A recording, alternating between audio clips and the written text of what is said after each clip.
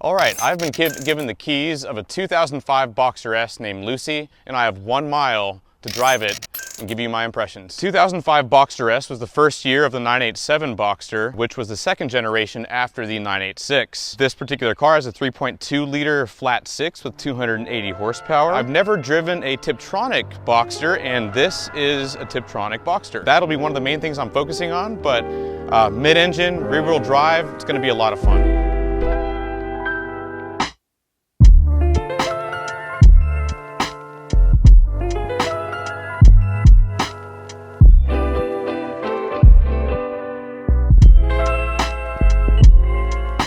Be sure to log into your YouTube account, subscribe to our channel, and turn on notifications so you don't miss a video.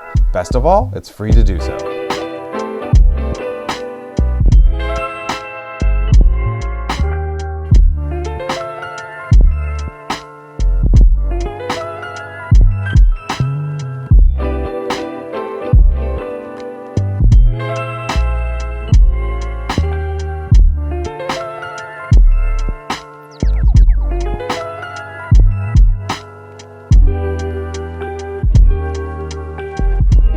Let's start this car up for a 1 mile review. So first off, it feels really odd in a 987 to not press the clutch pedal in when I'm starting the car up. This is a 5-speed automatic, or Tiptronic S as Porsche called it, and we're gonna give this thing a drive.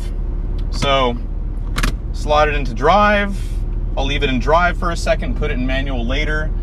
Right off the bat, feels very similar to my 987 Cayman, which is a good thing.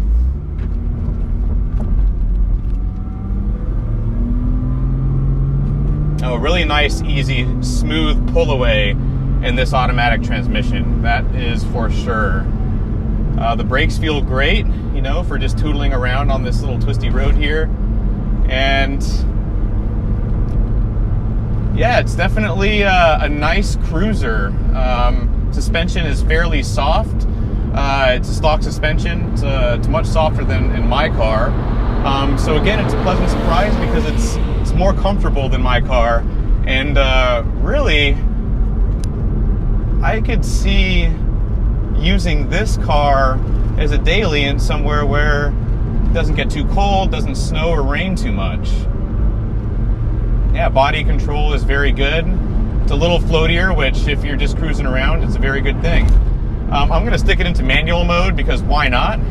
And see how this Tiptronic does. A lot of people didn't like the Tiptronic, but I don't know yet. I've never driven one. So I'm gonna downshift here.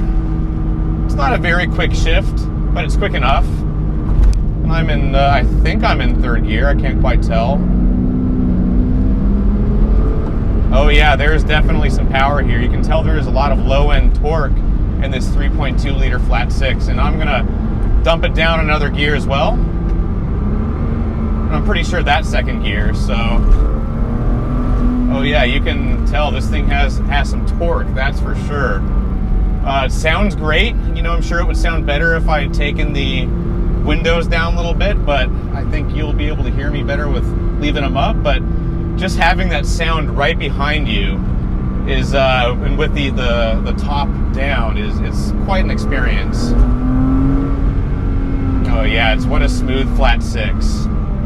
Now I'm gonna put this into drive here before I turn onto this driveway and turn the car around.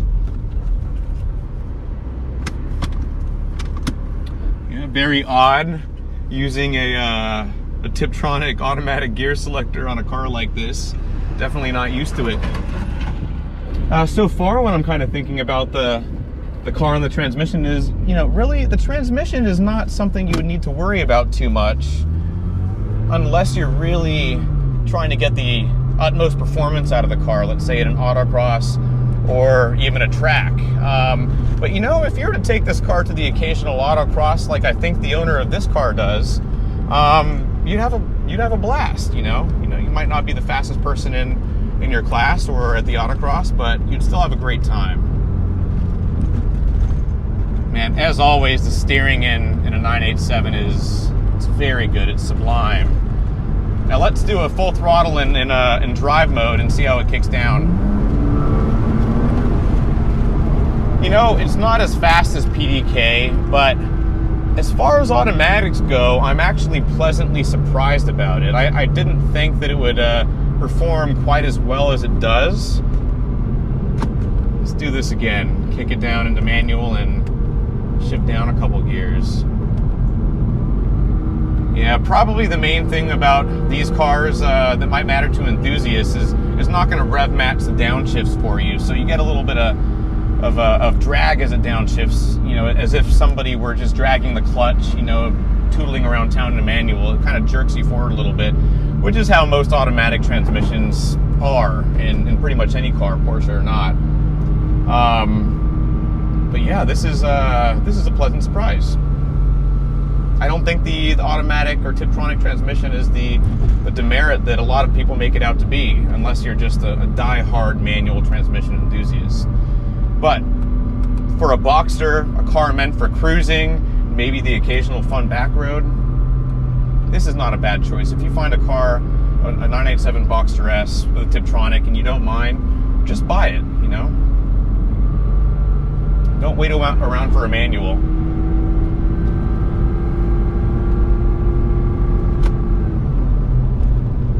Put it back into drive, and yeah, it immediately jumps down below 2,000 RPM. You know, it's trying to keep the fuel economy good and the noise down, I'm sure.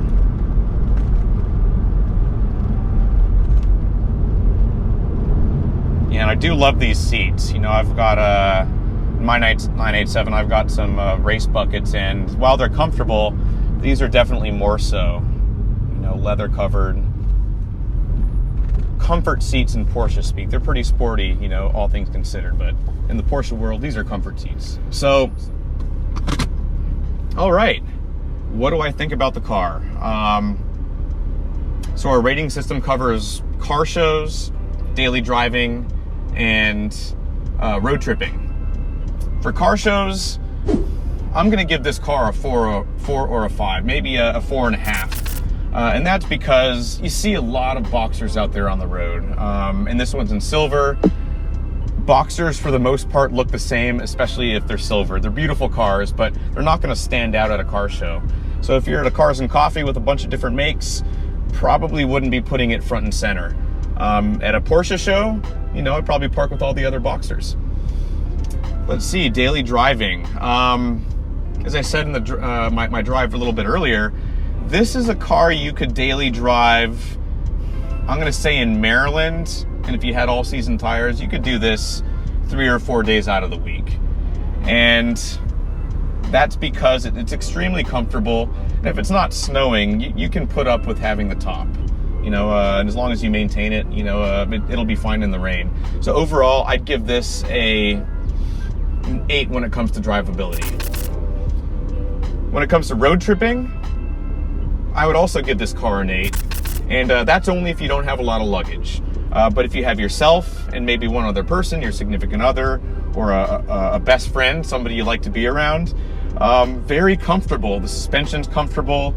It'll float over the highways, you know, across the US with no problem. It'll get fairly good gas mileage. Remember, this is 2005, so it's not going to get the 20-something or 30-something that Porsches get nowadays, but it's fairly fuel efficient, it's comfortable, it's not too loud, and it makes all the right noises. And on a day like today where it's sunny, you can put the top down. So yes, an 8 out of 10 for road tripping.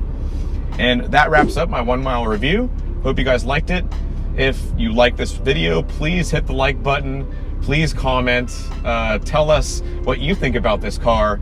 And if you like our channel and content like this, please subscribe to our channel. It helps us out a lot. Thank you.